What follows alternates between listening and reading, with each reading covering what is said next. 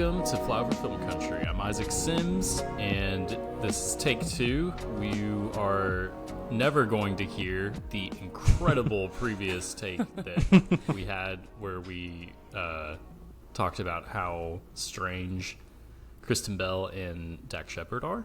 I introduced the podcast in Dax Shepard's voice. An amazing imitation. Yeah, it was really good.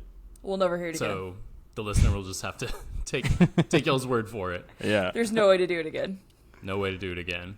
We're going to be talking about Olivia's experience with Obsession and my and Walker's experience with Disclosure Day. Kind of trying to get back into the rhythm of things. Honestly, the back half of this summer, a little bit more quality movies, I would say. Backrooms and Obsession were kind of the sleeper hits at the beginning of the summer, and I feel like pretty unimpressed with other stuff I've seen or chosen not to see. So we're getting our Spider-Man Brand New Day, The Odyssey. Help me out. Anything else I'm missing? Toy Story 5 came out last weekend. New Minions movie, Minions and Monsters. Yeah. Anyway, so where do y'all want to start? Olivia, welcome back. It's been about a month or so. Yeah. Let's give it up for Olivia. Oh, thanks guys. Yeah, thank you. I appreciate it. It's good to be back. I had a pretty crazy May and June. It's been pretty busy, pretty full. Good things, just kind of all over the place. Took a vacation for the first time in a long time, so that was cool. We actually went somewhere, and so it was really, really nice to get out of the state and not go to just Arkansas or Texas. I don't really consider those vacations anymore. So it was nice. I went to Virginia, got to see some friends who live out there, and so it was a good time. Glad to be back though. Glad to see y'all and be with you guys. I guess Walker hates me. Not Walker. Walter hates me. Walker doesn't hate me. He's a real one. No, I'm here. Yeah. Yeah, but Walter hates me, so it's fine. It's fine. Whatever. But I love how I don't know how to spoil this without I'll just kind of spoil the whole thing up front. Courtney Grace, who plays a news broadcaster at the end of Disclosure Day, is friends with my sister. And which is cool. That's really cool. And I told you all about this, and so Rachel connected Courtney and I over email, and we exchanged a couple emails, and then the week after the movie's release, I emailed her and said I had been very busy, and I should have said, like, hey, let's lock in a date for you to come on, because she said she would be willing to be on the podcast. And I still hope that that's the case, but I know she's really busy. But, like, it's, we're all busy, the four of us, and out of nowhere, like I go, hey, I think it's very possible Courtney might come on to do the episode, and Walter hasn't been on an episode in like 3 months, like at least 2 months, and he goes, oh, that'd be really cool. I'd make time in my schedule for that, and I like got kind of salty. I was like, okay, buddy, okay, but I'm running this show. Like we didn't come to that point. Hey, look at me. But, I'm the captain of the ship. I'm the captain now. Yeah. Anyway. Yeah. But yeah, Walter does not hate anyone, No, except before I thought that, before I knew that you were going to be joining us tonight, Olivia, I texted Walter and I said initially 8:00 record time, and then I texted him back and said, "How about 8:30? Actually, is that cool?" And he said, He texted back and said, "That's cool, but I'm mad about it." And I texted back and said, "You sound like Walter." That's funny. That's hilarious. Yeah. No, I haven't seen a lot of movies actually since I was on last. I think the last episode I was on was Devil Wears Prada 2. And since then I've seen Obsession and Supergirl, and I'm pretty sure that's all I've seen. Let me double check. But I read mostly on the plane to Virginia, and so, which was cool. I was excited about that. So, yep, Obsession and Supergirl are the last my movies. My last 4 watched are Supergirl, Obsession, Devil Wears Prada 2, and Michael. which is a crazy run. Yeah, that's a wild run. It's a crazy run. Michael. Every time I hear Michael, I hear Joe Blue saying Michael. Michael. Nice. Yeah. That's so funny. We spent the weekend with Savannah's family, and we played Trivial Pursuit when we were there, Nice. and we spun like this wheel for random teams. And on my team were Savannah's brother and his wife, who hate Trivial Pursuit. And so I made it my personal goal to like get them to have a good time playing Trivial Pursuit. And the first question was, what show about the Bluth family? Oh, I'm having deja vu. Oh my goodness! Guess who's back? Sophie Sims is back in the house Sophie. while Mama takes care of little sister. But the first question of our game was about like what show about the Bluth family was canceled in this year, and I like was being really stupid and like getting super excited because I was like, I know the answer to this. I'm gonna get it right. And we proceeded to go on this crazy run of getting like 3 pie in one turn, and then we Nice. lost. Oh, We still somehow ended up losing. Yeah. That's tough. That's a tough beat. Yeah. Brutal. But There's it's always okay. money in the banana stand. There's yep. True. Literally. I think I've told y'all this story, but like I was watching Arrested Development in high school, and I was like 11th or 12th, 10th or 11th grade, and it was the Girls Gone Wild episode with Drew Greer when she goes, "Well, Michael, say goodbye to these," and my mom walked in like right when she did that. And she was like, "What are you watching?" And I was like, "It's usually not like this, okay?" It's nothing bad. I'm so sorry. It's fine. Don't worry about it. Go downstairs with Mom. Good night. Okay? Say good night. Night, Sophie. Oh, Good night. good night over there, everybody. Yeah, good night to everyone in the Sims household. Yeah, the first time I watched it, Arrested Development, I was a little probably young to get the majority of the jokes. So my second watch was like, it solidified as one of my favorite shows ever. And then Netflix took it over, and it made me sad. Yeah. Hey, I know that I'm in the right small group at my church because most of the people in the group love Arrested Development, and every probably 3 months or so, we start talking about Arrested Development, and we just start quoting the show and just start talking about our favorite episodes, and Yeah. it just reminds me I'm in the right group. This is the right group of people That's for me. that's the best way to know. Yeah. So, anyway. Well, that's it. So, See you guys later. See you I was guys later. trying to remember an Anne quote, and I couldn't remember it. Other than her? her? She's so cute the way she eats an egg salad sandwich. Just no. Squirts the mayo into her mouth. And I need to rewatch it. Oh my gosh, I need to rewatch it. Oh my gosh. Okay. Supergirl. I Scale one see to it 10. Tuesday. I see it Tuesday. You're seeing it so- Tuesday? Okay. Yeah. Okay. yeah. All right. Here's the deal. The hate it is getting online is purely misogynistic, Sure. and there are some legitimate. Well, I mean, she's not even criticisms that about hot. That is wild to me. Man, I think that like it is so. Someone online said social media would have lost their minds at like phase 1 of the MCU.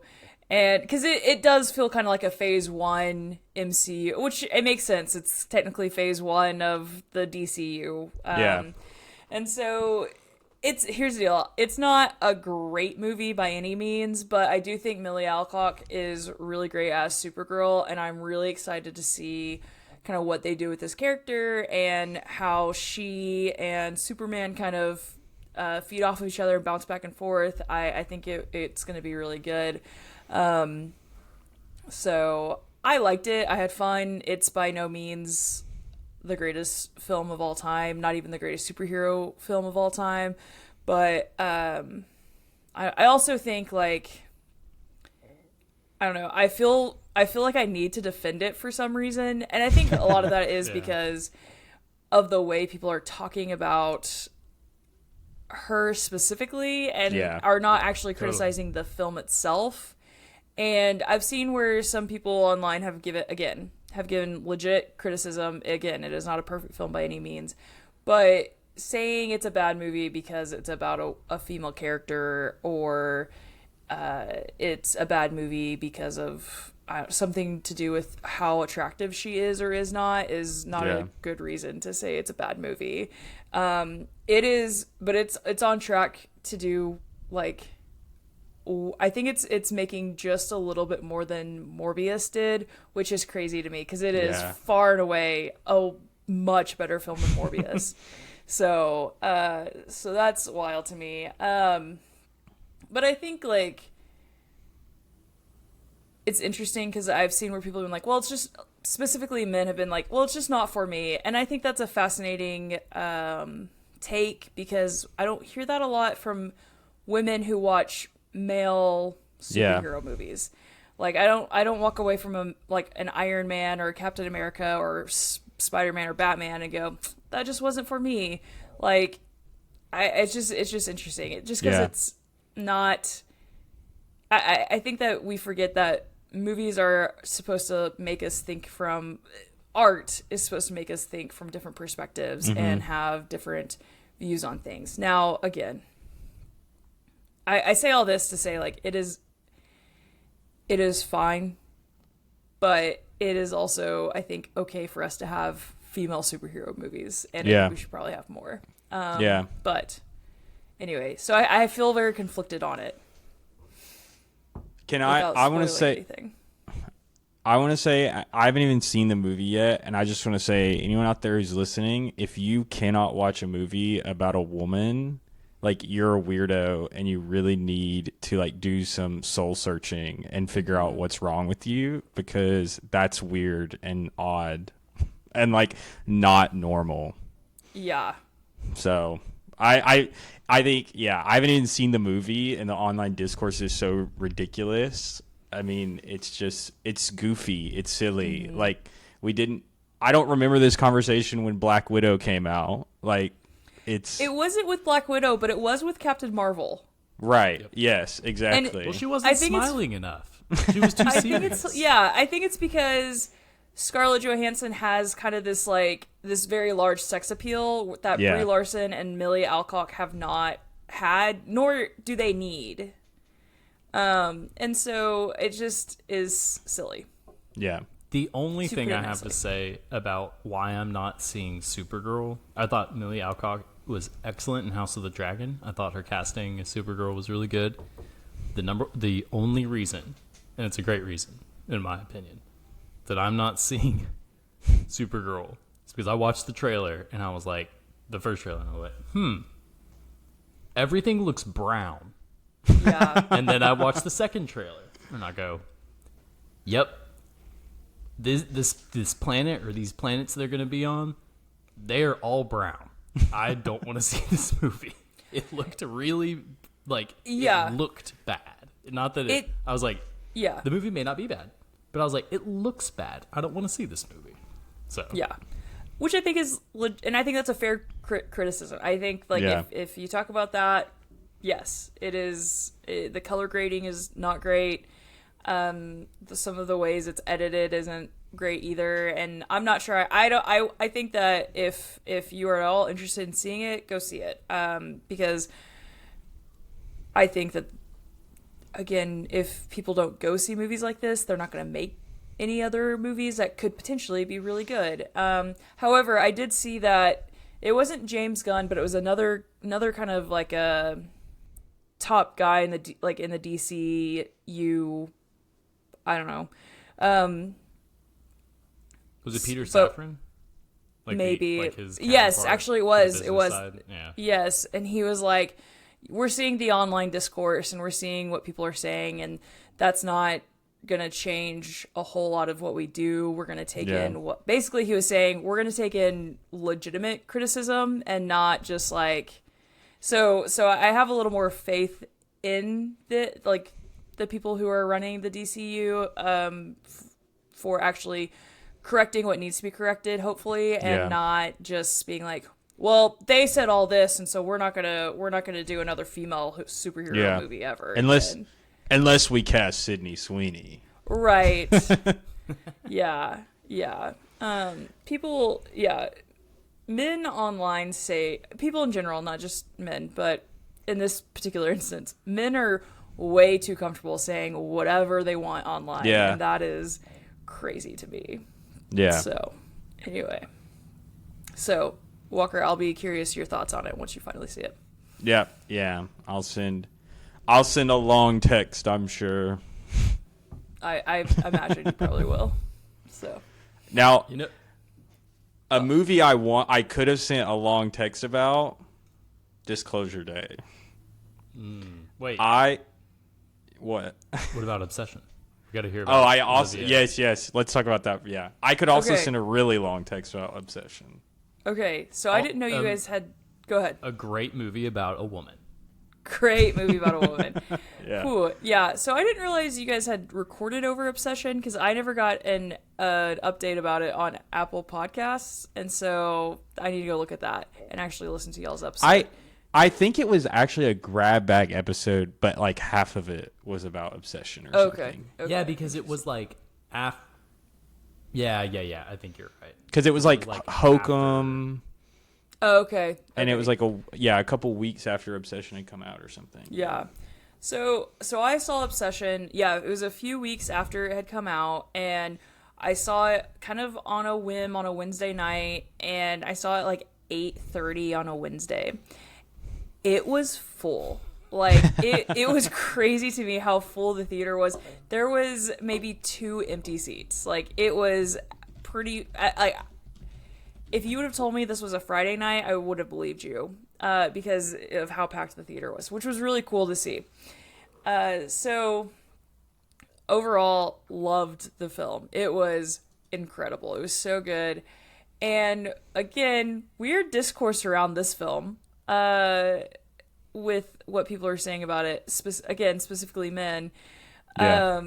So one story that I heard from someone was after the movie, there was just like there was a straight couple, and the guy was waiting on his girlfriend who was in the bathroom, and the guy said to this person was like, what do you think about that movie? It was crazy, right? I don't know if I can sleep with my girlfriend, like it's like share a bed with her. And it's just like, what? That's the message was not, what are you hiding? yeah, what are you doing, buddy, bro? what are you hiding? What's wrong with you? She needs to run. Because again, I think anyone who walks away from that movie going, she's crazy, did you not? She had no control over anything. She was under a spell.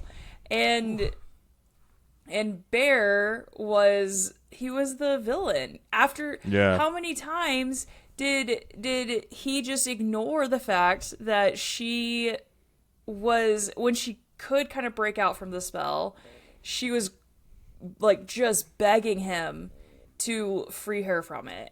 And I just, oh my God, it was great. I really want to watch it again to see like if there's like just to pick up on things that I maybe missed or didn't see.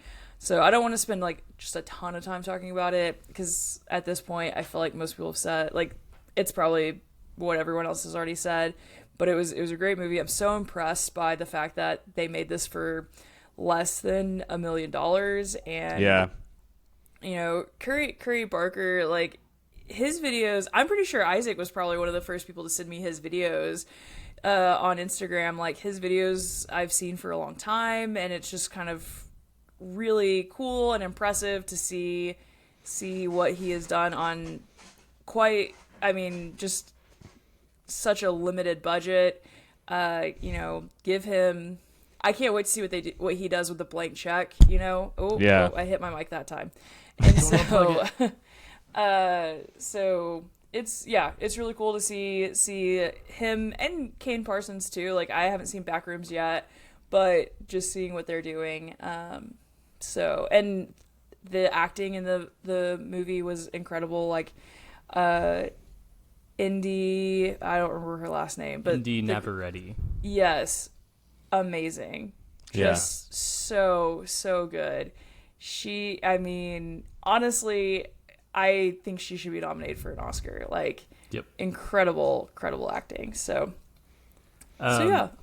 I think that I don't remember exactly everything that Walker and I discussed when we talked about Obsession specifically, but like I look back on it, and Olivia, you're the first like female that I've talked to who has seen it. Everyone else has been, actually it might just be Walker. I think everyone else I've recommended it to has like not seen it. But clearly like tons of people have seen it. So it's been it is so successful. It's the first movie since E.T. to like have 3 consecutive weekends where it's box office rose. Which is like unheard of. It's amazing. But Olivia, like I look back watching the movie, and one of the reasons I was so affected by it is because like the filmmaking and the craft of it was scary, and like the setup of everything, of like just how they filmed Nikki is scary, but also like emotionally and relationally it is like really scary. Like so did you feel that way like as well? Oh yeah. Like and I was like looking through my fingers and like shrinking into my chair. Yes. I'm not going to go into any details, obviously, but let me tell you, it has come up multiple times with clients. Wow. Like, oh, really? Okay. Yeah. And honestly, I think, we can make the argument, and here's the deal, not even make the argument, it does happen, where she is sexually assaulted multiple times. Yeah. And, the ending of this film is just brutal. And I think it's such a great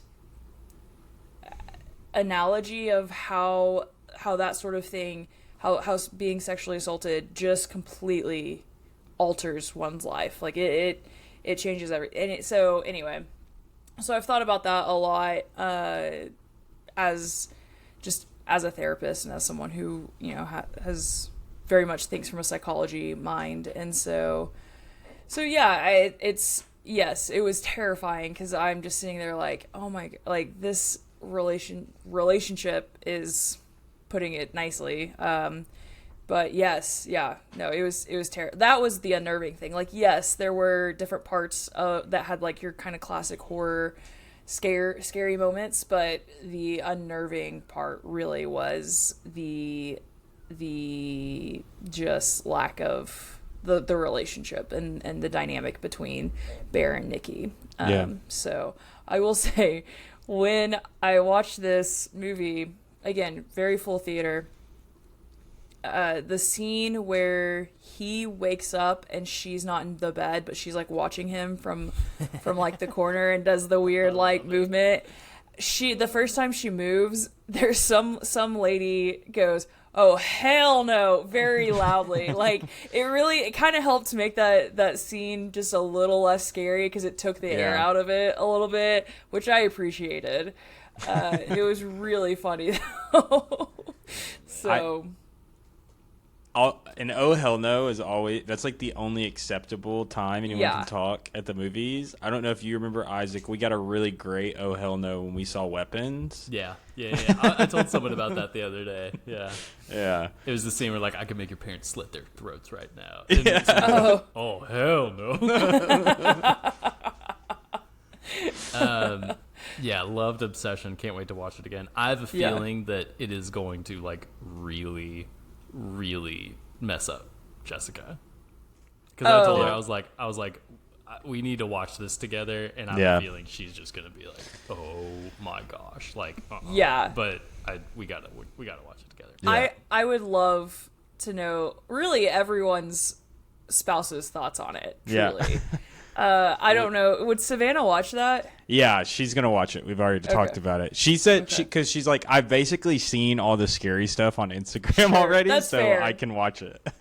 That's fair. So yeah, no, it's a trip. It's not something to go in like, I don't know, if you're already feeling down about stuff, probably don't watch it. Like, you need to be in the right headspace, I think, to watch it. And so, yeah, it's a movie I think everyone should watch, but it's not a movie everyone will like.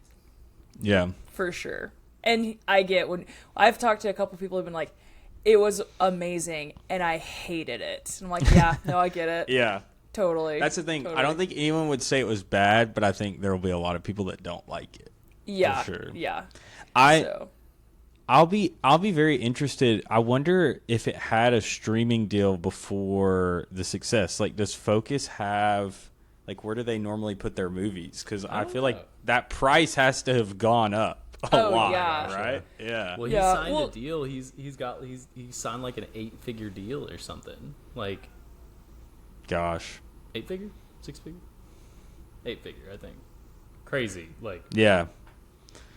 He set up. It was cool on the big picture. He had a interview with Sean Fennessy, and he basically was talking through like my life has like changed over the course of the last month. Oh yeah. It was really, really cool kind of hearing him like talk about it from that perspective. So well, it's interesting because you don't really hear people talk about it as it's happening. Right. Yeah. And so to hear from someone, I need to go listen to that episode then.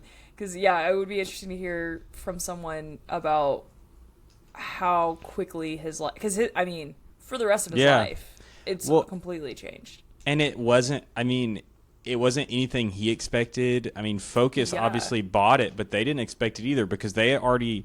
It was supposed to go to digital like 2 weeks after it came out, I think. Yeah. And they had to they delayed that because of the success. And so it's like...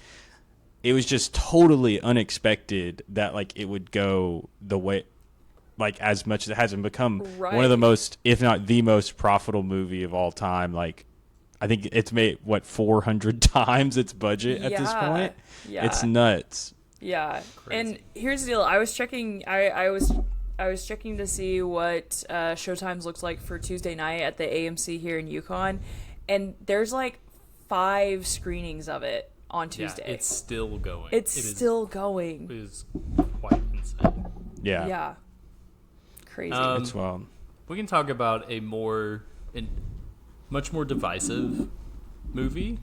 Yeah. With Disclosure Day. Yeah. Not quite as lauded as Backrooms or Obsession. Mm-hmm. But yeah, we were discussing. Olivia has not seen this movie, and so we were discussing before this episode whether or not to withhold any information in case she still wanted to see it. And I think we landed on that you're okay if we spoil it. Yeah. Okay. Okay. Walker. Yeah. Let's start us off.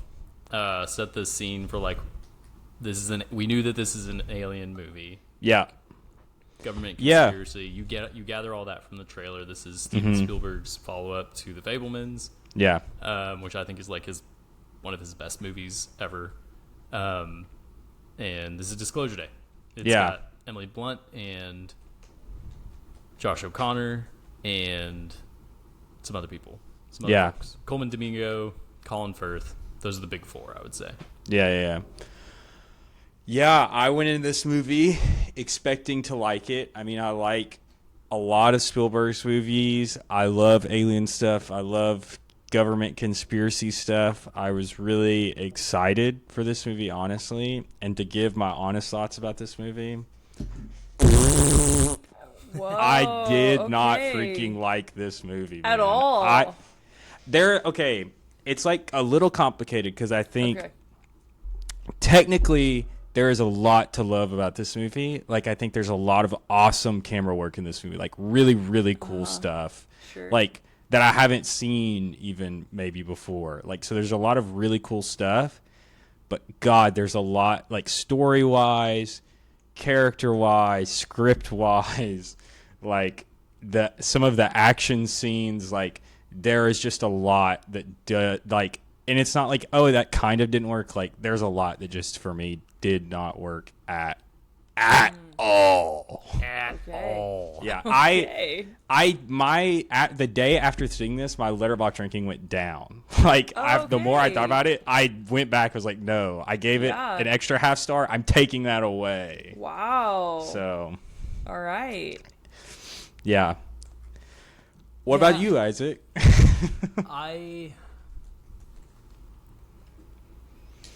This is definitely not. I think this movie has some major flaws. Mm-hmm. And since we're just kind of table setting right now, I'll just like set that table. I think there are major flaws. It was funny. I saw that. So David Koepp wrote this, and he's written extremely successful movies, and then also some stinkers. So I don't know how much. I don't know exactly how much goes into the partnership of. I know it's a partnership, the writer and the director, but and the story is by Spielberg too. So he came up with the idea, right? He just didn't write the script. Yeah, and he made David Koepp write this 27 drafts or something. And to me, I'm like, drafts still wasn't good enough, man. Yeah, in my opinion, that is kind of how I feel about this, because I wasn't expecting War of the Worlds, but I think that there's two things. One is that there's kind of I hate to do this because I like Spielberg as a person. Yeah. But I feel like that there is this kind of boomer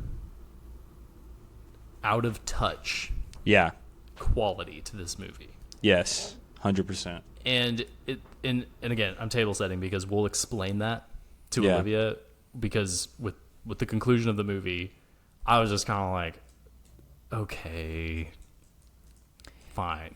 And it was really disappointing. The other thing is there just is lacking some spectacle, some Spielberg wonder. Yes, that 100%. Also for the sake of the story needs to happen. Yeah. Beyond what happens. And again, Olivia will understand that whenever we explain what we mean by that. What do you think, Olivia? I'm not surprised that there's kind of this maybe out of touch feel to it. Because I saw this was about Walt Disney's daughter. Walt Disney's daughter said that the moment that her father stopped flying just commercial and decided to do private jets, that's when things shifted for him. And that's when he stopped kind of paying attention to what people around him are like. And I wonder in a similar way if that's happening with Spielberg, which, here's the deal. Love Spielberg. He has made so many wonderful movies, and he has contributed so much to cinema that has altered the course of cinema forever. Yeah. And it is hard to, I think when you become so successful like that, it is really hard to stay grounded in what makes those movies so incredible, right? Yeah. I mean, so I wonder if some of that has happened to our dear Steven, which makes me sad, but also how could it not? He's one of the most well-known directors of all time. He has made, some bangers. Right? Yeah. When we think about classic cinema, when we think about summer blockbusters, we think about Spielberg. What he's done is just incredible. And so that's what I was thinking as you were talking just now. Yeah, and it honestly sucks. I have such a special place in my heart for Spielberg. My parents showed me so many of his movies growing up, and his insistence that Universal not close the ET ride, and he I don't know if you guys know this, there's the ET ride at Universal in Florida, and it's really old and pretty janky at this point, but Spielberg has told them if you shut this ride down without my approval, I will never work with you again. You will not get the rights to any of my movies to make rides out of. I will take it all away. And so Universal still has the ET ride up and running every day, and it's awesome and it's weird, and it does not fit really in the rest of the park anymore, but it's amazing. So I have because I have such a special place in my heart for him because I like him as a person, and so it sucks that I think this movie sucks. And I think it's interesting because it doesn't have like that boomer feeling doesn't have to be there. You know, a couple years ago, my dad like loves Seinfeld. Like that's his favorite show ever. Like when I was a kid, he would watch Seinfeld so much, he would know when to turn the channel when they were going to make a dirty joke and then would turn it back. Like when we're watching it with them. Like that's how well he knows the show. And so a couple years ago, me, him, and my brother went to Las Vegas and saw Jerry Seinfeld perform at Caesar's Palace. And as he's going through his show, he starts talking about phones, and I immediately was like, oh, damn it. Like, here we go. Like, another old guy, a billionaire. I mean, he's a freaking billionaire with a B, talking about phones. It's going to be so out of touch.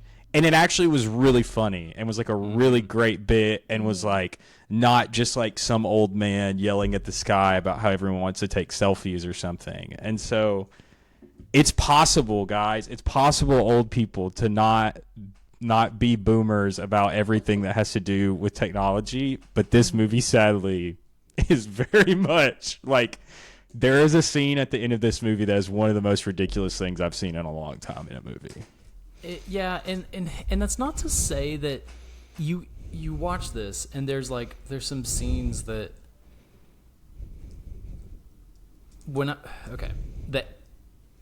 oh man, it's so complex. It's just like it's just like a fruitcake. Like it's like I will eat this because I'm starving, but not because I want to, and you know, like you can tell that he is so thoughtful. Like he's like, it's not that he's like, okay, I'm dismissive, you know. Sure. He's so out of touch, like I hate it. It's not insensitive. It's just like it's just a little out of touch. He's just a little like he's really kind of exploring. But it's also like I'm not like cynical about the world. I think that a lot of people are evil, but that doesn't mean I'm like cynical. But like the level of like edge that like even I'm just looking at his filmography of the last couple of years, that like The Fabelmans is like emotionally devastating, like him like processing his family and upbringing and his parents' divorce. The Post is really the movie like I really like that movie, and it's a really like clear objective look at like the times of I guess the 60s 70s about Watergate, about like this is what was happening, and there's just like this lack of understanding about what 2026 is like, and I think that's the thing where I'm just kind of like people would not be brought together. That's kind of the thing that happens at the end, Olivia, is like the disclosure day is like Josh O'Connor's character has all this footage and it gets broadcast to the entire world. And it's like bad footage, but like pretty clear, okay, there's like aliens walking around and stuff. And it's just like, this would not bring people together. I am convinced. And it's not because I'm a cynical, twisted person. It's just like people would just be like, who gives a shit? I'm going about my day. I gotta go to Walmart, you know? Like, I mean, how many times over the past 6 years has the U.S. government basically been like, hey, there's aliens, and we've just been like, okay, I don't know how I'm going to afford groceries this week. Right. Like, I have to pay for gas. Like, and we know you're covering up for pedophiles. Yeah, right. literally. Yeah. Like, we don't care. And it's even more dramatic than that, though, because in the background of this movie, World War III is about to happen, and it is basically hinted that this stops that from happening. Because North Korean soldiers are shown watching the alien footage on their phones, which, like, is just laughably silly. Like, they're, like, in the back of a truck going to war. They are about to go to war. World War III is literally starting as Disclosure Day is happening, and they're like on their phones watching it. And it's just like in both ways, it feels so tone deaf and like out of touch that like number one, I don't think the North Korean government would. They'd probably be madder because they're like, you hid this from us, like that they're freaking aliens on Earth. Like, we got to do this now. Yeah. But this feels like at the end of the Watchmen graphic novel, where the squid or whatever is like, and they had to stop. They like the world comes together so that that's what it feels like. It really is kind of like that. Except Watchmen's more like kind of poignant because it's like, like we believe the government would do that, right? And it's not that like people aren't good and stuff, but it's just like, okay, fine. Yeah. Well, okay. Here's and this again, I have not seen this movie, so this is my thought is like, so the World Cup is going on right now, and it is here in North America. It is Canada, the U.S., and together, Mexico, honestly. Yes, are host countries, and it has brought people together in such a beautiful way. Yeah. And I think that really highlights that the governments of all these different countries are the reasons why people feel certain ways about various countries, including the U.S. Mm-hmm. Like how Americans feel about other countries and how other countries feel about the U.S. And again, I think like my point in all this is we as I think people could come together and rally together. However, our governments won't let us. Yeah. And that's the I think the really upsetting and disappointing part, and that seems like maybe what's happening here. Because the issue is like the governments of the various nations would not be like, oh, we have to come together to stop the aliens. Yeah.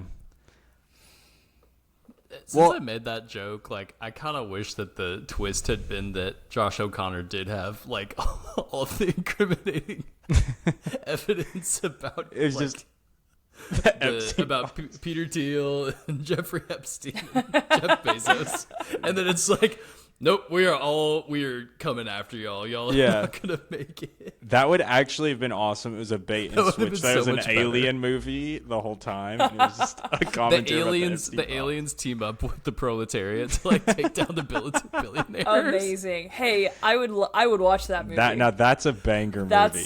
Hey, cut that out. We're gonna write that script. Yeah. Okay.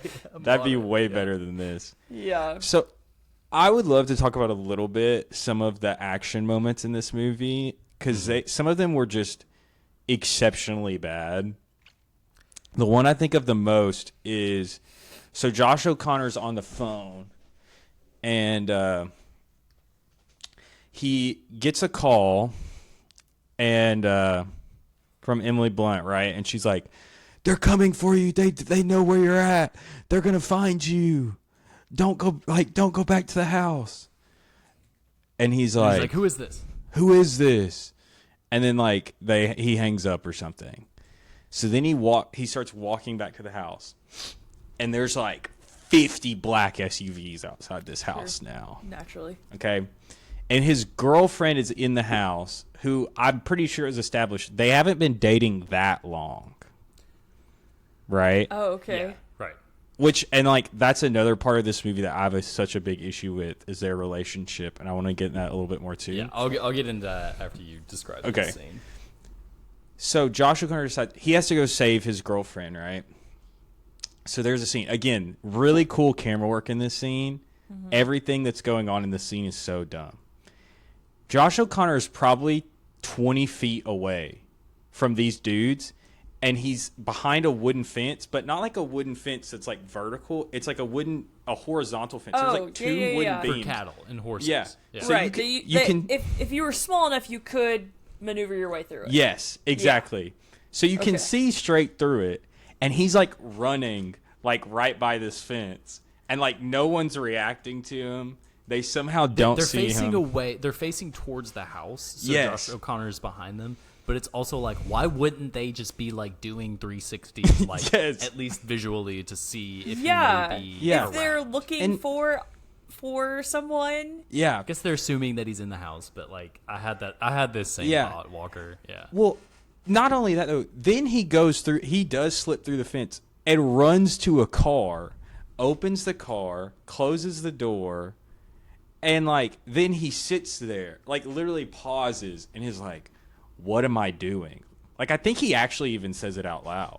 Yeah, he's like, "What am I doing? What am I doing? What am I doing?" And everyone else is also like, "Yeah, what are you doing?" Yes, everyone's like, "What's going on? Why are you doing this?" And then they don't know what's going on. What's going on? These are the rules now. This is the goal. That's the goal now. You disclose the information.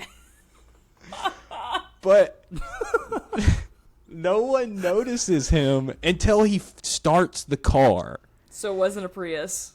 No. It's like a Charger or something. But like, it's just like you're asking me to suspend so much disbelief in this scenario that no one turns around. And it's not like he's sneaking either. He's running. He is running down the street. No one heard him. No one hears him open and slam the car door. Yeah, like there's just so much stuff that it's just like I'm sitting there watching. I'm like, this is just silly. This is so silly. Like it doesn't work, and it's not cool either. It's not cool. It doesn't look cool. Nothing's going camera, on. Like the camera goes through the fence slats. Yeah, which I think is cool. But then I was also like, it's that movement is just what is kind of wasted. Yes, exactly. Like that's how I feel. And like, yeah, there's been so many times. Holy shit! Like every shot of I'm not kidding. Every shot of West Side Story is like the camera is doing something amazing. It's capturing something amazing. It's in a crazy angle, and it's just like this is amazing. And then like, Disclosure Day is like, same. This is the same guy. Like and that's the issue is that, like it's some really cool technical, really cool stuff. But then, like, everything else that's on screen is just weird and bad. And that's, like, probably, I guess, what would be the biggest action set piece is the train scene where Olivia... They show that in the trailer, though, right? Yes, they do show that in the trailer. So, essentially, their car, someone else pushes their car into a train, and it gets stuck under the train. And then another train is coming the opposite direction. So, they have to get out of the car and jump onto the train that their car is stuck under. It they show a shot, and again, I'm not like someone that's such a stickler for this type of stuff, but it just bothered me so much. They show a shot, and the train is pretty far away. Like it's pretty far down there, and I've been around trains like growing up. I know how fast these trains go. Guy. Yeah. He's a train kid. Well, I grew up by the train tracks. Me and my friends used to bet who would get closest with their rocks at them and stuff. So, like, I've been close to these trains, okay? I know how fast they're going. They show the train. It's pretty far away. 5 seconds pass in real time in the movie, and that train is like here. It is about to hit them. We don't have trains like that in America. No, there's no bullet trains here, guys. I wish. They don't go that fast. These trains are the common clay of the New West. They're moving it like they do move kind of fast, but like an car on an interstate. It's like 70 or 80 miles an hour. It's not like anything crazy. Yeah, it's not as fast as it's shown to be in this movie for sure. So it's just like that bothered me, and it's the biggest action set piece of the movie, which is lame that is the biggest one. Like there should be more. And then it's like ruined because the timing of it's off. And then the train is closed. And then we spend like 30 or 40 seconds of them going back and forth. And like, she's scared to jump on the train. And he's like, no, you got to do it. Blah, blah. And it's just like, I don't know. The other thing with that scene is like, have y'all seen Unstoppable? The movie, the train movie with Chris Pine and Denzel Washington. Yeah. That movie is awesome. It's actually really Scott. good. It is awesome. Like it's really good. I've seen the SNL sketch where Jay Farrow plays. It's as big as a Chrysler building. Plays Denzel and does his Denzel, and it's so funny. Okay. Yeah, that's it. He just stops and turns and goes, "All right." It's so funny. He's so good. He's like, anyway. How long have you been driving trains, old man? Okay. He's making fun of my age, and I'm allowing it. Anyway, it's like, and then the oncoming train hits the car. Yeah. And then they show the people inside the oncoming train. Everything's fine. Like, it was like... Nothing. Not phased. It was like a little... Like, that's how trains work. And and that's the thing, like... It's like Spielberg is trying to channel some sort of, like, family-friendly, like...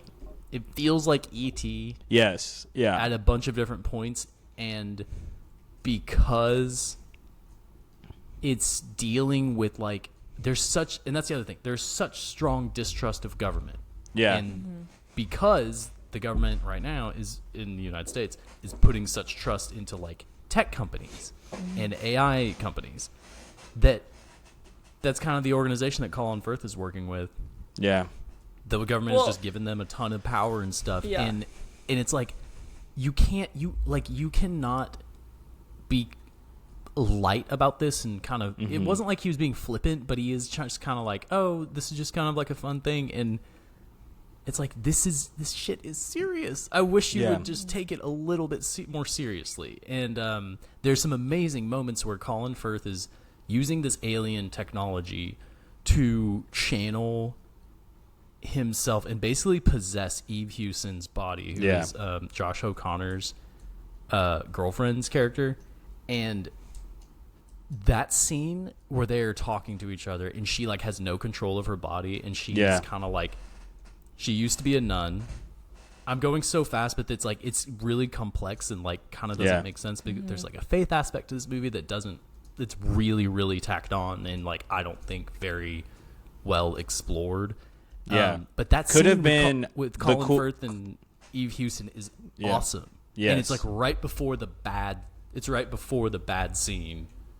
chase scene with Josh O'Connor. Yeah, and it's like it's there. Yeah, but you just like, it was just like there wasn't quite enough. There wasn't someone who was just like, this is not the right move. You should not do this, or you need to, like, just dial in the direness and the drama and the seriousness of this. Just, like, dial it up 2 or 3, not to 5 more, but, like, just a little bit, couple turns. Yeah, I totally agree. I think the faith aspect could have been one of the most interesting parts of the movie, and it is so, like you said, just tacked pops on up at random times. Yeah. She just literally will randomly call an old nun. Like, that happens, like, twice in the movie. Like, you know. Do you think God only loves us? Like, right. Okay. Yeah. That's interesting. It's actually, I think there's been some Christian, like, online, like, they are pissed about the movie, which I thought was interesting after watching it, but I don't know. But yeah, so Josh O'Connor's girlfriend and his relationship makes absolutely zero sense to me in this movie. Can I say, I want you to talk about this, and then, like, just in the last couple of minutes. Yeah. Talk about this. I want to, like, talk about Emily Blunt's performance, because she's, like, the best part of the movie, I think. And I don't know if you think so, but, like, I to me, agree. she was the best part. And then we need to talk about the ending. Yes. So, like, those are the next two things after we talk about their relationship. So their relationship, Olivia, is established very early on. They have not been together that long. Okay. But like the beginning of the movie,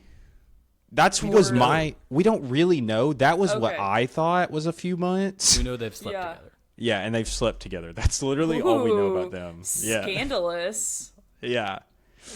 But the beginning of the movie is basically Josh O'Connor giving over the information back to this private organization that had control of it to get her back. And then he gets her back, and then he had a plan, and he gets all the stuff back, blah, blah. It's too much to explain. But the movie starts at a wrestling match, which is brutally sick.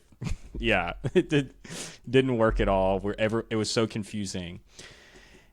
And then, like, he gets her back, and he tries to, like, leave her at this. She used to be a nun, we figure out, and he tries to leave her at the monastery, nunnery, whatever, where she used to live. And she refuses to stay and comes along with him. then there are multiple times throughout the movie where Josh O'Connor risks his life, other people's lives, and losing all this data that he has, like, you know, risked everything to get to save this girl. We know nothing about them. We know nothing about their relationship.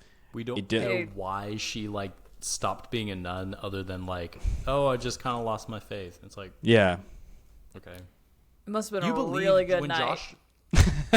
When Josh, yeah, exactly. Yeah, when Josh O'Connor describes his backstory, you understand why he's in this situation. Yes. Yep. It's kind of thin, but you do understand. Yeah. And we don't get anything with Heath Houston or like why that's would he care such about this? That's really disappointing because I actually am so fascinated by why people leave their like the church or their faith, why they walk away from it. I'm always so intrigued by it.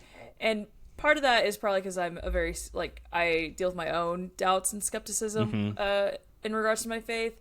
But also, as a therapist, I work with a lot of people who have navigate a therapist in Oklahoma, imagine, dealing with that on a regular basis. And so it's just always fascinating to me. And so that would have been a part of the movie I would have really loved to have been explored deeper. Well, and it could have...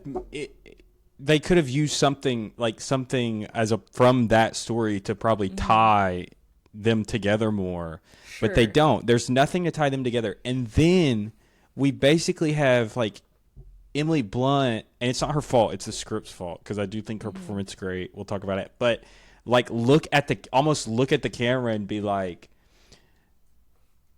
Josh O'Connor's character, like, you were given this gift and like then you couldn't relate to anyone until you met her and now you can relate to her. And it's like, I've never seen that. Could you show me that on the screen maybe? Like, all I ever see is them arguing about why he's trying to release his information. Is the way he relates to her in the room with us right now? Yeah. I mean, like, we know nothing about them, and then for her to say that, and it's like, and Josh O'Connor's not a prickly like person. He's like the nicest. He appears to be like the nicest person you would ever meet. So you don't really believe that. Yeah, the aliens just made him really good at math, and it made it where he couldn't relate to anyone until he met this girl 3 months ago, and now he's risked his life multiple times. Like, yeah, but see, it would have made sense if he had met Emily Blunt, since they ended up being connected. Yes, so basically, exactly. Olivia, like. The aliens, when they were kids, they abducted Josh O'Connor and Emily Blunt, and they gave Emily Blunt all the gifts of empathy, and they gave Josh O'Connor all their gifts of math and reasoning, and so he can look at formulas and basically know what they're communicating when they speak in Spanish or not Spanish. when Emily Blunt speaks the alien language in the trailer, Josh O'Connor can understand it when he watches the broadcast. He's like, oh, she's saying this. And Coleman Domingo's character is like, you know what she's saying? It all sounds like gibberish to us. So, okay, but then, so that's a great reveal. Emily Blunt is understanding, like, she can suddenly speak, okay. Oh my gosh. This movie's so freaking crazy. Like, the aliens can disguise themselves as animals. One comes in through never her explained window. how. We have no idea how they can do that, but they can do it. One of the aliens comes in as a cardinal into her loft in Tulsa, where she is married to Wyatt Russell. Kansas City, where she's married to Wyatt Russell, which was I was like, oh, Wyatt Russell's in this. Wait, how old is Wyatt Russell? Is he older than I think he is? He is older than I think he is. Maybe. But like, I was like, oh, Wyatt Russell's in this. I really like his performance. He's he's playing what you expect him to play. That alien activates like the gift that they gave her when she was a kid. That's like kind of hinted at, but she starts like talking all these languages, and she's late for her. She looks at people and knows everything about them. Yeah. Because it's part of the gift. And this sequence of the movie is really cool. Yeah. I was like, I don't know what's going on. I don't know where this is going. Mm-hmm. And then it starts, not that it does more traditional stuff, but it's just kind of like, okay, now we're doing this. Okay, now we're doing this. Okay, that was a bad car chase sequence. Okay. Yeah.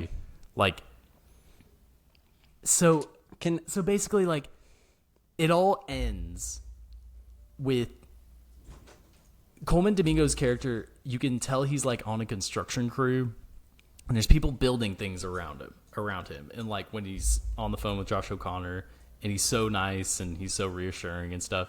And the movie, like the big thing that they're leading up to is they reassemble. This is the part of the movie where I was like, this is so dumb. Yeah. It's so dumb.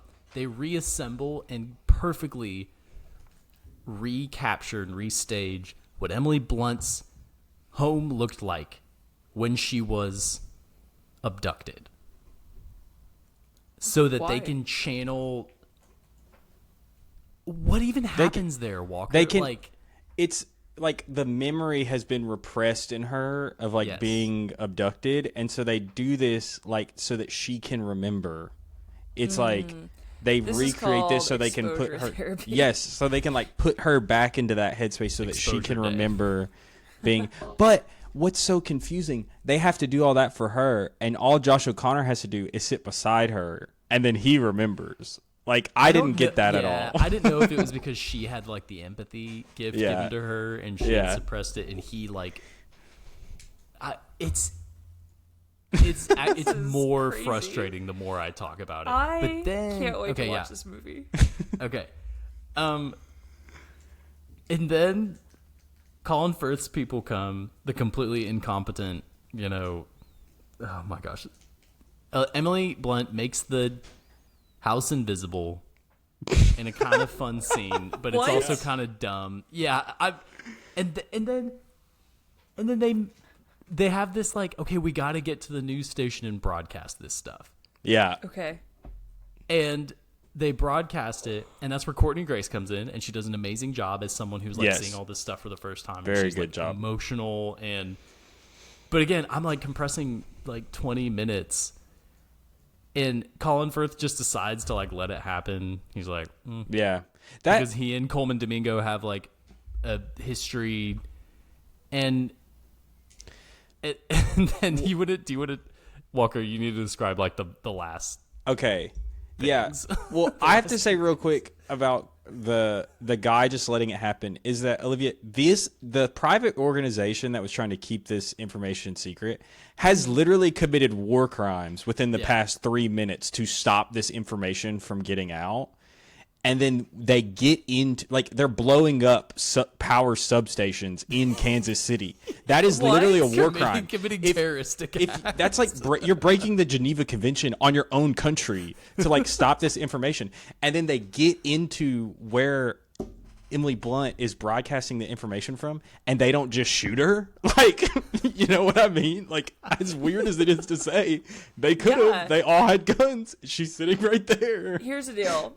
That also would not happen in the real world. Yes. Like, yeah. Yep. You think Jeffrey Bezos is not going to be like, hey, we're going to take her Not out. gonna happen, guys. Not going to happen. But so the end of this movie, I have to talk about one thing too. I'm sorry that. Gosh. They're I don't like this movie, I realized. They uploaded all the videos, and so the Kansas City station is trying to get like New York and the bigger stations to pick this up, and the like news directors are like, is this real or is this fake? And someone's like, I'm on it, and they're like, it literally comes up and it's like, no AI detected. This is real. These videos are real. Like, literally. We ran it through our AI, and it's like, okay. And then they're just broadcasting it to the world, saying that it's real. But okay. And tons of people are watching it, like on the subway, at home. The Korean guys in the back of their deployment vehicles. So okay, everybody on Earth is watching, and Emily Blunt is now on TV, and they're all watching her. And Coleman Domingo he got something out of a box truck that they pull up. They wheel it into the room, and it looks like a wheelchair with like this translucent screen around it. They roll this face right now. No, it's funny. It's wild. I'm also laughing at the fact that Teddy is just in. He's going crazy right now. Oh, yeah. Walker's He's cat an is, alien. like, in his lap. Yeah. He's trying to distract me. So the translucent screen is pulled back, and what is there? but the classic tall gray man alien, like straight up what you think from of when yeah. But no, like literally what you think of when you think of an alien. It is like a tall, skinny, green or gray, it's not green. Gray thing with black eyes, and it stands up and it speaks its alien language, you know, it's like, and Josh O'Connor listens, and he goes to Emily Blunt and is like, He whispers to both of them, right? yes. Yeah. Yeah. And then Emily Blunt goes back on camera and she says, listen. Cut to black into the movie. Cut to black. Director Steven Spielberg. Okay, and there's one. Okay. But there's one detail. There's one detail that like makes this slightly more cool, and this is something I like about the movie, is that like when there's a scene where she goes and she finds Josh O'Connor's been kidnapped by Colin Firth, and she goes to the base. Yes.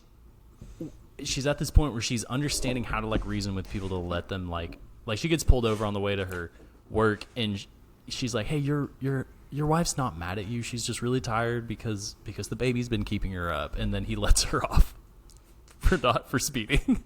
and it's like it's better staged than that. That's like the summary of it. But basically, like when people look at her, they see the person they love the most. Interesting. And I'm like, that is a really cool idea. Yeah. And we get to experience for like 3 minutes. Yeah. And so the idea is that when we're broadcasting, and number one, broadcast news does not matter in 2026 anymore. Like, you know, the media is completely different, and this is kind of like the boomer thing comment that we made earlier. The way that you would get around that. But I will say, my boomer father will watch the news first thing in the morning. He'll watch it at noon. He'll watch it at 4. He'll watch it at 5. He'll watch the 5:30, 6 o'clock. Wow. He'll watch it at 10. So, boomers love it. He would see Disclosure Day. We would. Yeah, he would be disclosed to. He would have been disclosed to. So, but just so saying. I guess Sorry. like to get around that, like yeah. The thing that could really bring everyone together is like A, this information, and B, it's being communicated in the most emotionally like attentive way to each person. Yes. You know, like every single person that's watching it is like being communicated to in the exact way that they need to be communicated to in order to like really reason and like understand what's going on. And that is a really, really cool idea. And it is like just not set up and like executed well at all. Yeah, I understand like writing whatever the alien said. There is no way that they could, like, nothing they wrote would be good enough, I think, no matter what it was. So I understand not wanting to show that. But you could literally show her say, listen, and then show everyone, all these different people across the world watching, and they're seeing different people. You could have the score playing over it. Yeah, exactly. Yeah. And it's just her talking, and every person's phone shows someone different, and then everyone realizes, oh, like, they're seeing this information from their mom, from their grandma, from their dad, from, like, the person they love most. That's interesting, and that would have been cool. It would have been like, it would have tied back into like the faith aspect of like, why am I seeing this person? Like, why am I seeing this person that's so important to me? It would have been like really like cool. Yes, it would have like, it probably would have redeemed a lot of the weird bad shit in this movie. But no, they didn't do that. It's like, and if he's wanting to do something emotional and kind of like more like sentimental, then he should have done that instead of like like, oh, this is, you know, just we know he's capable you have of to doing figure out that. what they said. We know he's capable of doing very sentimental and emotional things. Of course.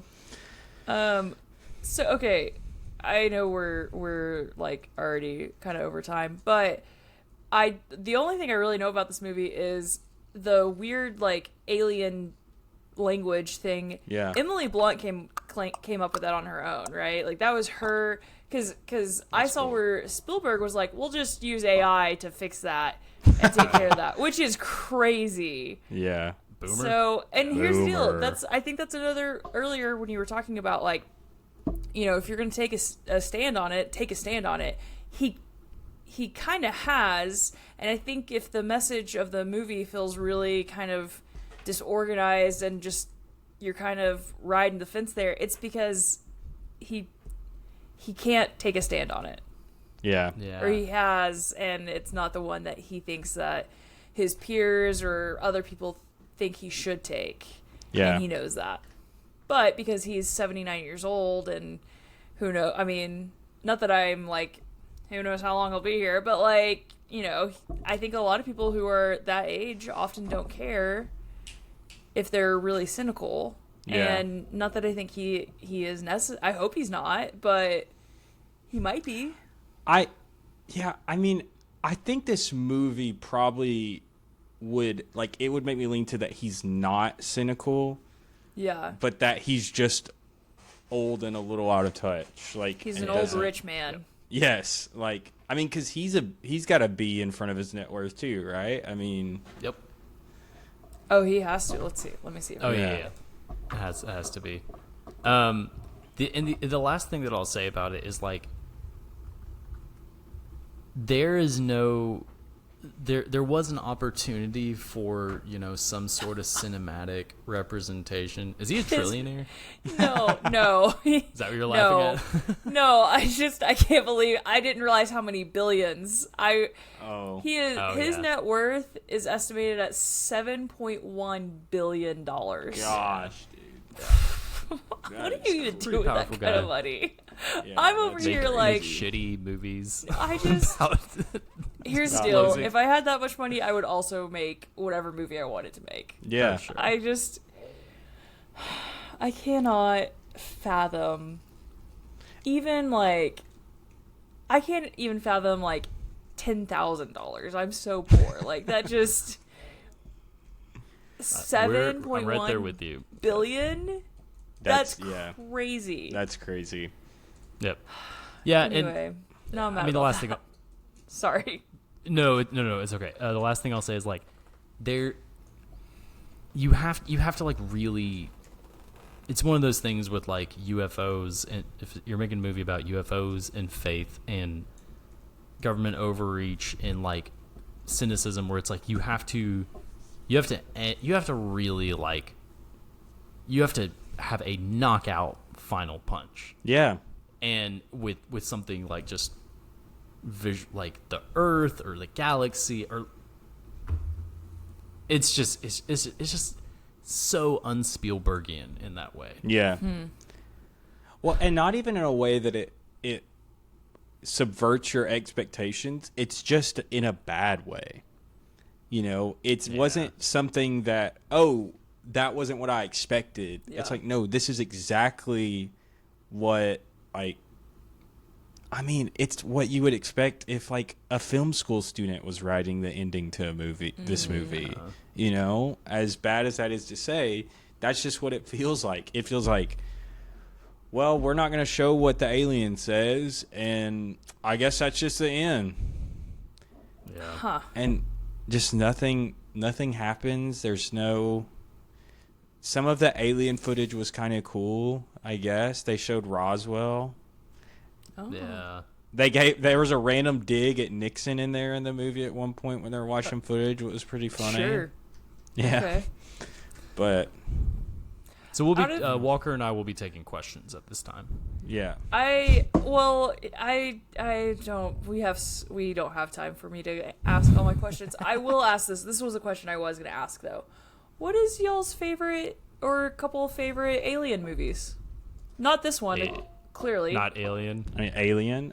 Yeah. Alien. Well, I mean, Go E.T., ahead, bro. This man's made Yeah. one of the greatest alien movies ever.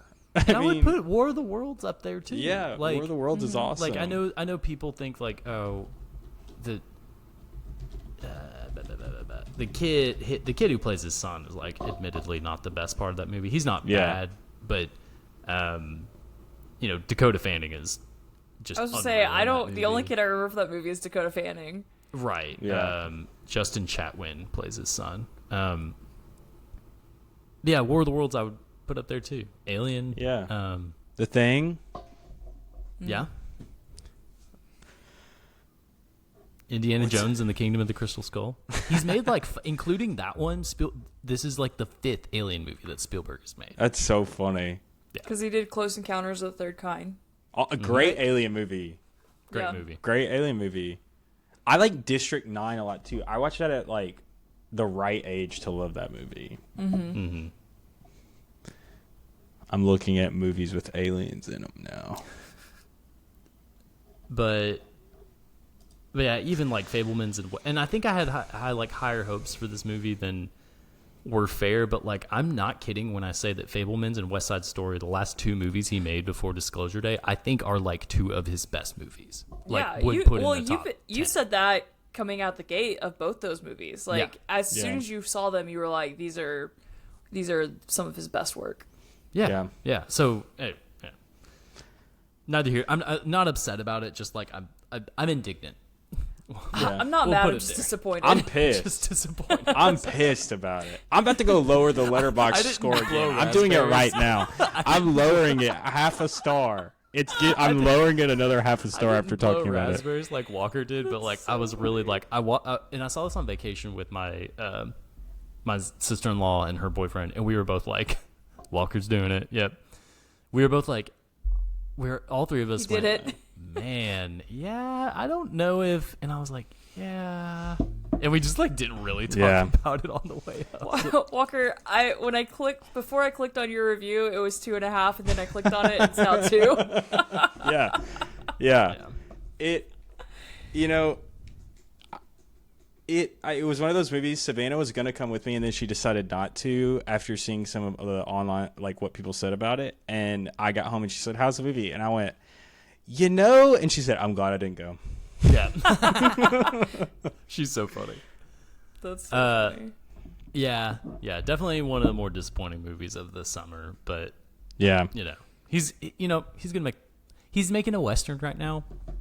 Oh, It's gonna be the Take- best movie it's of gonna be- the century. Yeah, it's going to be like amazing. he's Spielberg, Maybe grounded movies. Maybe as he's older, he just needs to stick to these grounded movies, and they're all really good. And Like, and that's the thing is like he talks about how much he like talks to his grandkids. yeah, Could you imagine? Make him co-direct with Ari Aster. Let Ari Aster be like, that's a stupid idea. yeah, And here's why. And this is why we should do this. And like make the movie that way. It would be the best movie ever. yeah. Well, I gotta go watch House of the Dragon, guys. Same. That's what I'm about to do. Dude, last week's episode, Amazing. crazy. Probably the best episode of the series. It's I agree. crazy. Olivia's like, Yeah. uh-huh. I know some of these words. Yeah, the Battle of the Gullet Dragons. So Jace the featuring Face, Millie man. Alcock, right? Oh, not anymore. She's only in season 1. yeah, Oh, Because she's never like mind. the young version of Reyna. Oh, Yeah. because she's Supergirl. Yeah. It Yeah. actually worked out Reyna pretty is- well. They were like, Yeah. hey, since you're She- phasing off, you want to be in this movie? she who's Emma Darcy plays now. So Oh, she okay. played her young, and now Emma Darcy's playing her. Okay, gotcha. I do know who Yeah. that is. So Yeah. sick. Well, yeah. Any final words? It's good to Man. be back. It's It good is- to be it back. is- it's We good to are have you so back. We missed back. you. We're We so are back. Movies are so back. The box office is doing so good. Like Yeah. almost It's so cool. pre-pandemic levels. Yeah. And not cynically saying this, but no thanks to Steven Spielberg and all thanks to Curry Barker and Caden Yeah. Parsons. Kane Parsons Yeah. and Michael. And Michael, honestly, Michael, yeah. Michael. So, Oh man. The other thing that I was thinking about with Michael is like, a trick is what a whore does for money, Michael. Money, Michael. I'm an illusionist. The best, my favorite bit in that show is the season where Tobias is trying out to be in the Blue Man Group, and there'll just be a totally unrelated scene going on, and there's just blue paint on the walls and on the cabinets. I blew myself. I blew myself. He's Oh, like, gosh. Michael, you really should get take take some anger management classes. It'll come out in the most unexpected. Hey, where the fuck are my hard-boiled eggs? Real quick, did y'all know there's a Poltergeist 3? No, Yeah. I didn't know there was a Like, 2. from the 80s? Yeah, 1988. It has 14% on Rotten Tomatoes. I might have to watch this movie. Nice. After House of the Dragon. Yeah. Long night ahead. Yeah. Big night. Well, thank you for listening. Please remember to rate, review, and subscribe. Our art is by Sean Cohen. Our music is by Corden Jocks. Our episode is going to be produced either by me or Walter Lyle, so thanks to one of them. And our next episode is going to be something, and it's probably coming out next week. So we hope that you enjoy this episode. Feel free to, share with people who loved or hated Disclosure Day, because, they'll at least have some thoughts about what we had to say. So. Yeah. Send this to Steven Spielberg himself. Yeah, do it. You won't, cowards. You won't do Yeah, it. you won't, you freaking cowards. And maybe we'll have Courtney Grace on in the future and get her thoughts on it. So, thanks. Yeah, I wonder if she liked the movie. That would be my first question. Did you like this movie? Yeah. She was in Christie, too. The movie with Sydney Sweeney. Oh, interesting. Mm-hmm. The real Supergirl.